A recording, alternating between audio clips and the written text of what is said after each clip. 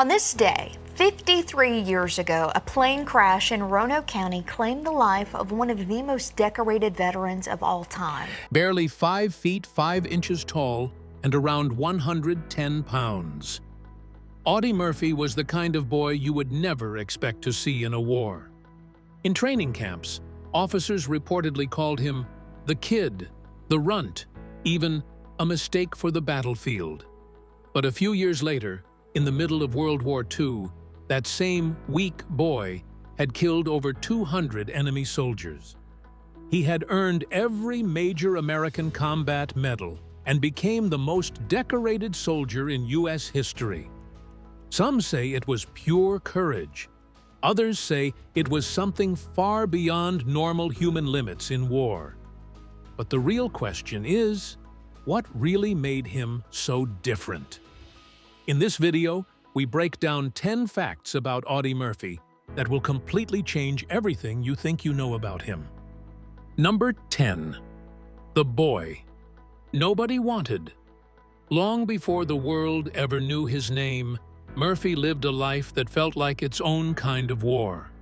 He was born June 20th, 1925, in Kingston, Texas, in a small sharecropper shack. His father, Emmett Murphy, was a farm laborer who could barely feed the family. He was the 7th of 12 children, and 3 of them died before they reached 18. And the reason behind that was extreme poverty. They simply couldn't afford hospitals. Murphy left school after 5th grade, not because he failed, but because there was no choice left.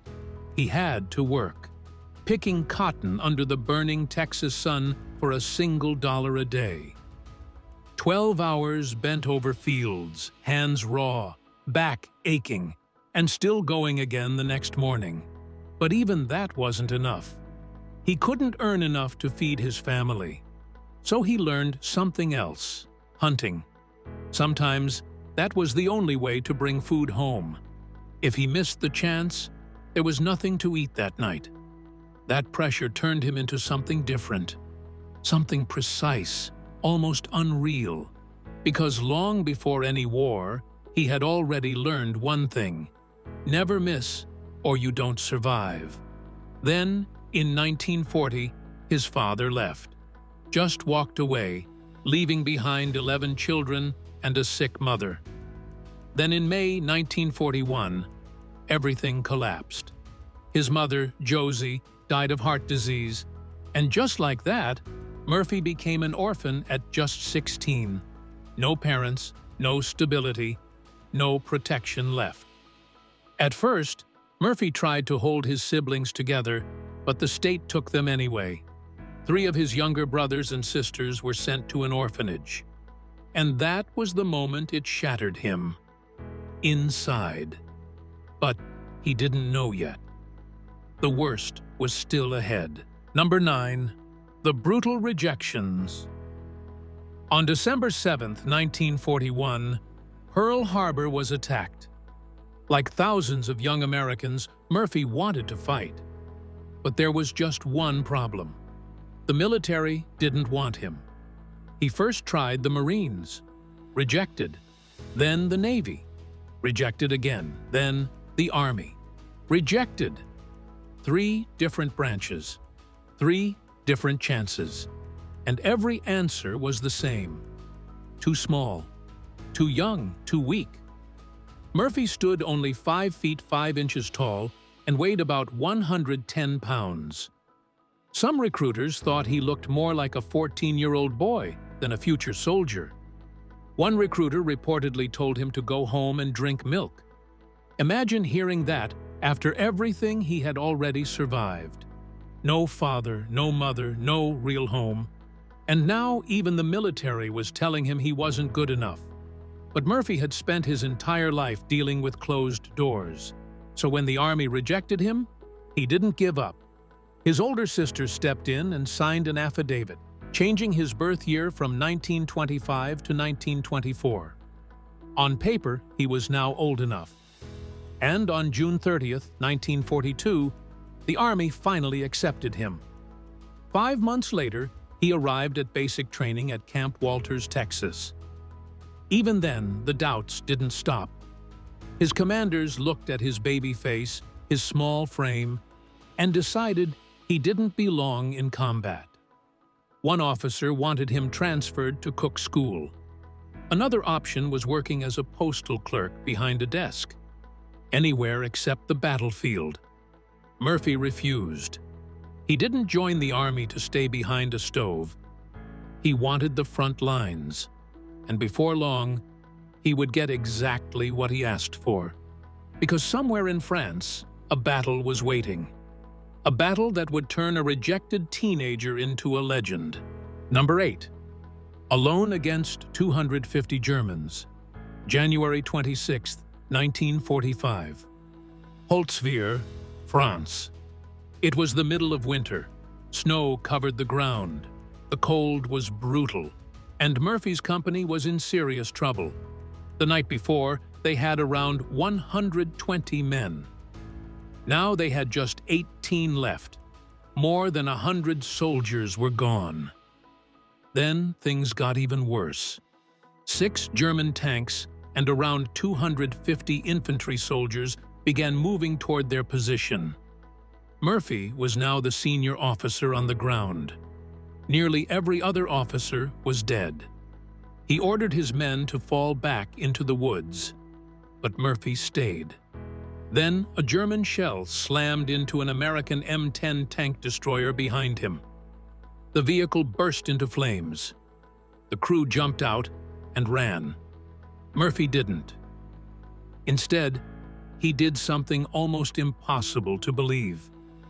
He climbed onto the burning tank destroyer, not inside it. On top of it, the vehicle was packed with fuel and ammunition. It could explode at any moment. Murphy knew that. He climbed up anyway. Then he grabbed the .50 caliber machine gun and opened fire. For nearly an hour, he stood exposed on that burning vehicle, firing at wave after wave of advancing Germans while continuing to direct artillery by telephone. At one point, the artillery officer on the other end asked how close the Germans were. Murphy reportedly shouted back, "Hold the phone, and I'll let you talk to one." A wound tore into his leg. German soldiers got within yards of his position, but he kept firing. Only when the machine gun finally clicked empty did he climb down. Then, despite the wound, he led a counterattack that forced the Germans to retreat. That single battle took Murphy from a rejected recruit to a level no soldier had ever reached in American history. Number 7. The most decorated soldier. By the time the war was nearing its end, something was already clear. Murphy wasn't just another soldier anymore. He was becoming something the Army had never seen before. 9 battlefields, 1 continuous war, and through all of it, the medals kept stacking up, and awards from France and Belgium, including the French Legion of Honor. In total, 33 military decorations for valor. The average Wabudubu II soldier saw around 40 days of frontline fighting. Murphy saw over 400, 10 times more than the typical infantryman. Statistically, his survival itself was almost impossible. And yet, he kept going, from dirt to command. Murphy entered the Army as the lowest rank possible, a private, EE-1, then corporal, then sergeant, then staff sergeant, and finally, something almost unheard of in battlefield conditions, a battlefield commission. He was promoted directly into officer ranks, without military academy training, not because of time served, but because of what he had already done. And by then, the world had already started to realize something was different about him. But what was going to happen next would put him into something even bigger, something that would change his life forever. Number 6. The cover that changed everything. July 16, 1945. Life magazine hit newsstands across America. And on the cover was a young soldier wearing the Medal of Honor and a chest covered in medals. The headline was simple: America's Most Decorated Soldier. That photograph stopped people in their tracks, because nothing about it seemed to make sense. The medals belonged to a battle-hardened veteran who had survived more than 400 days on the front lines. But the face looking back at them looked more like a teenager, smooth, freckled, almost boyish. One of the people who saw that cover was legendary actor James Cagney, and he saw something others didn't. He immediately contacted Murphy and invited him to Hollywood. A few months later, Murphy arrived in California. The transition felt almost unreal. Not long before, he had been breaking his back in cotton fields for $1 a day. Now he was under a Hollywood contract worth $150 a week, roughly $2,700 a week in today's money. And he wasn't earning it from movie hits or box office success. At that point, Hollywood was paying him purely for his potential. What happened next sounded almost as unlikely as his battlefield story, because the boy who grew up in poverty was about to become one of the biggest soldier-turned-stars America had ever seen. Number 5. Becoming the Hollywood legend. At first, Hollywood still didn't know what to do with him. After the war, Murphy wasn't living in luxury or studios. He was living inside a gym in Los Angeles, Terry Hunt's athletic club. Behind a boxing ring, there was a simple folding canvas cot. That's where he slept. At night, silence. In the day, he trained with professional fighters just to stay in shape. It was there he met Texas writer David "Spec" McClure. McClure saw his story and helped him write it down. That became the book To Hell and Back. Published in 1949, it became a New York Times bestseller almost instantly. Because it wasn't about glory, it was about survival, from the eyes of an ordinary soldier. Then Universal Pictures bought the rights and offered Murphy something unbelievable: to play himself. He refused. He didn't want to earn money from the memory of dead soldiers. He even suggested another actor, Tony Curtis, should do it instead. But Hollywood pushed back, saying no one else could tell it truthfully. Months later, he finally agreed. In 1955, To Hell and Back was released, and it exploded. It became Universal's highest-grossing film at the time, and held that record for 20 years, until Jaws broke it in 1975. After that, everything changed. He starred in 44 films, mostly westerns, where his fast draw and movements looked unreal on camera. But they weren't acting tricks. They were real. And in total, he earned around $1 million, worth over $11 million today. Murphy wasn't just a war hero anymore, he was a Hollywood legend. But here's the truth: very few people know. Even at the peak of his success, he was living a life no one would want to live. Number 4. The unseen struggles. At first glance, Murphy looked like he had made it. Fame, money, Hollywood success. But inside his mind, the war had never ended. Doctors called it battle fatigue, what we would now call PTSD. It didn't stay in the past, it followed him home. He suffered constant nightmares, waking up soaked in sweat. Headaches so severe they left him sick, sometimes vomiting from the pressure in his mind. And sleep became something he feared. He couldn't sleep in darkness. It triggered flashbacks of night ambushes, the same fear from the battlefield returning without warning. So he did something unusual. He kept a loaded .45 pistol under his pillow, not for movies, not for image, but because, without it, he didn't feel safe. Over time, even that wasn't enough. He stopped sleeping in his own bedroom. To protect his family from his night terrors, he began isolating himself, sleeping alone in a garage or separate room, with the lights always on. But the real battle never stopped inside his mind. Doctors gave him a strong sleeping drug called Placidil. At first it helped, but soon he became dependent on it. When he finally realized it was controlling him, he didn't go to a clinic. He locked himself in a hotel room for a week, shaking, hallucinations, pain, until he broke the addiction on his own. And while he was fighting these battles inside his head, everything he had built on the outside was also starting to break in a very dangerous way. Number 3. When he lost everything. By the late 1960s, the same man who once stood on battlefields and movie screens was now fighting a completely different war. And this time, it was against money, pressure, and collapse.